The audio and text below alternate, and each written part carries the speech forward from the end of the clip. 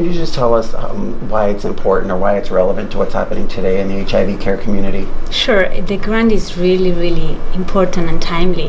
The CFAR Center for AIDS Research in Miami have a developmental core, and we have a mentoring program. And the goals of the mentoring program is really to facilitate mentoring relationship between mentors and mentees that are doing HIV research. Nowadays, there is a need for ways to encourage young physicians to get involved in HIV research in all the fields of HIV research, from behavioral to basic science to clinical.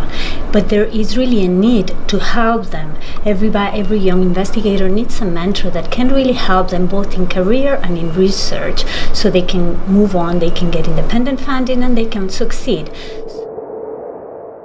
If you really want to eradicate this disease, then you have to look at the other side of the equation, and that is prevention.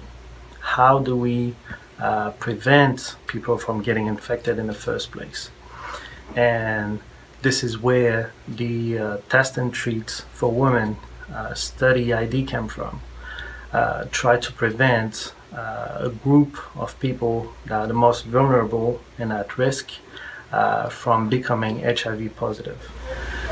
I am very confident that we can achieve our goal by funding studies like this one.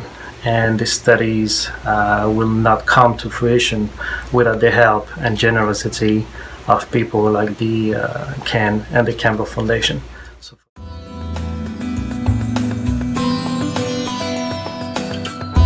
This lab specifically is divided into 4 areas. This is the HIV lab, then this is where we do our protein synthesis, and then towards the end is our nano lab. This is where we develop all of our nano formulations. We're working on very exciting projects along with Dr. Devjayan. We work on gene editing, we work on nanotechnology, and it's all concentrated with HIV.